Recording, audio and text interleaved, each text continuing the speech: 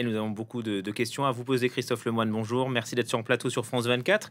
Vous êtes porte-parole du Quai d'Orsay. Commençons par ces frappes israéliennes ce matin sur la prison d'Evin à Téhéran, là où sont enfermés nos deux ressortissants français, Cécile Colère et Jacques Paris. Est-ce qu'on sait d'abord s'ils y sont encore ?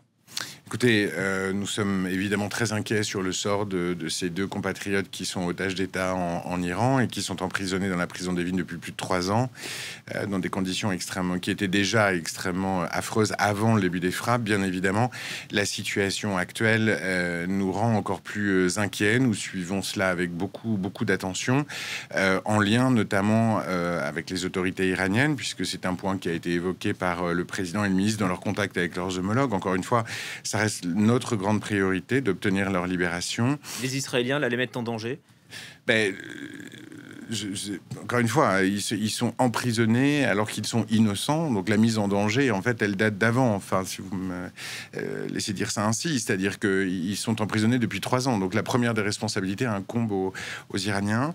Et nous appelons encore plus fort aujourd'hui qu'auparavant à leur libération.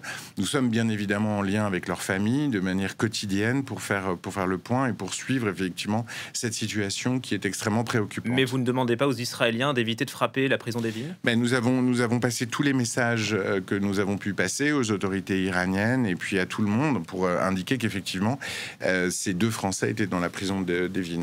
Plus globalement, on le sent et on l'a vu dans le sujet, on sent monter une nouvelle rhétorique, une évolution de rhétorique de la part des Israéliens et des Américains. Ils parlent de changer le régime des Mollahs. Quelle est la position de la France ? La position de la France, elle est assez claire en fait, et c'est celle qui a été exprimée par le président de la République la semaine dernière, lorsqu'il a indiqué que toute tentative de changement de régime de l'extérieur par des opérations militaires, l'histoire montre que ça mène toujours à une erreur stratégique.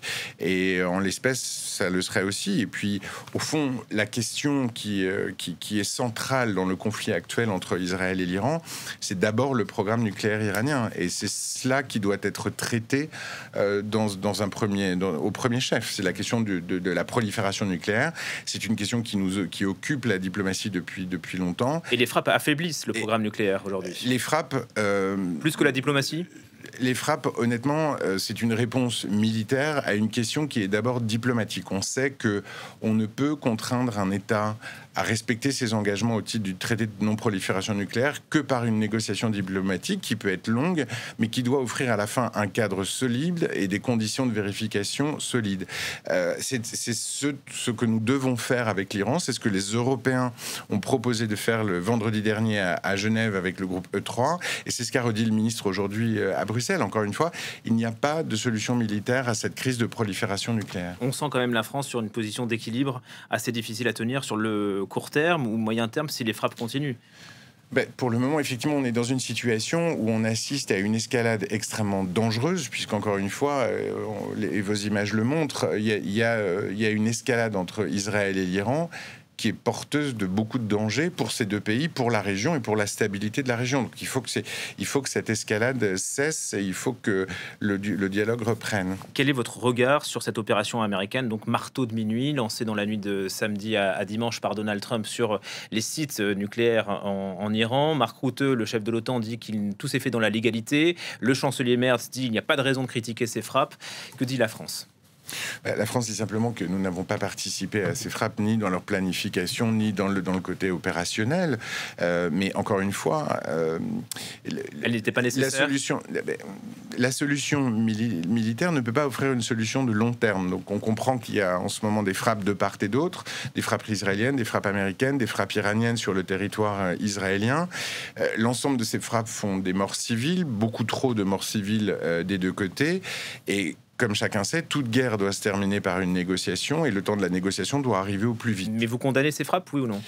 Encore une fois, elle participe de cette escalade et il faut que cette escalade cesse. Jean-Noël Barrot, notre ministre, le ministre des Affaires étrangères, participe aujourd'hui avec ses homologues européens à une discussion autour de la diplomatie à Bruxelles. On a le sentiment que vous êtes un peu à contre-courant aujourd'hui de ce qui est en train de se passer. Est-ce que la diplomatie peut encore prendre le dessus ? Mais bien sûr, et c'est ce que les les Européens, le groupe E3, c'est-à-dire l'Allemagne, la Grande-Bretagne et la France, ont montré vendredi dernier à Genève. L'objectif de cette réunion de Genève, c'était de réengager le dialogue avec les Iraniens. C'est ce qui a été fait. Il y a eu un premier tour de discussion entre ces 3 pays européens et le ministre iranien des Affaires étrangères. Il faut réengager la discussion. Mais sans les Américains, est-ce que c'est possible?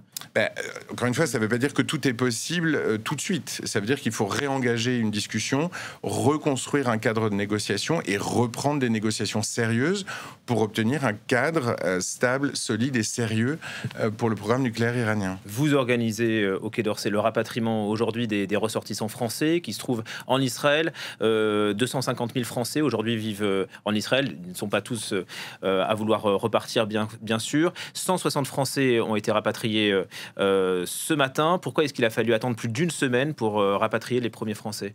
Alors, écoutez, déjà, la situation sur le terrain rend tout montage logistique extrêmement compliqué. Comme vous savez, l'espace aérien israélien est fermé. Pendant un certain temps, tous les espaces aériens de la région ont été fermés.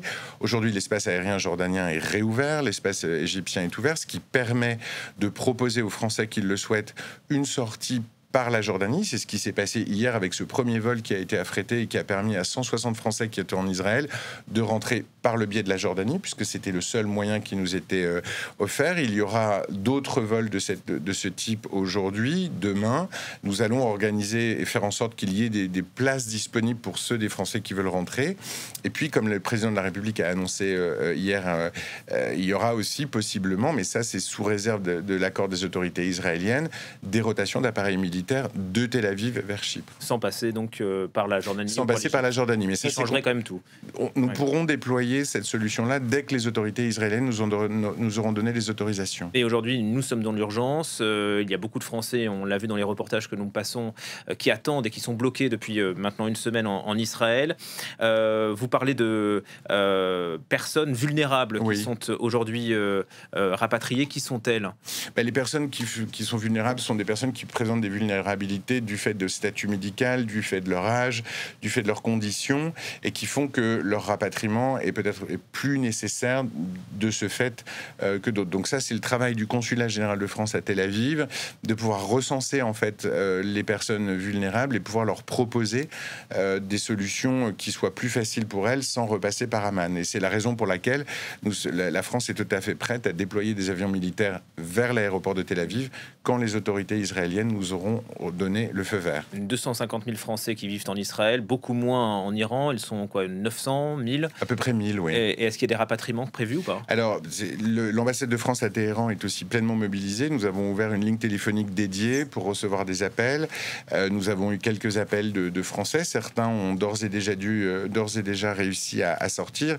Là aussi, l'espace aérien est fermé, donc la sortie ne peut se faire que par la voie terrestre, soit par l'Arménie, soit par la Turquie. Nous avons déployé au poste frontière des agents consulaires pour pouvoir les accueillir et pour pouvoir les guider dans la suite de leur chemin.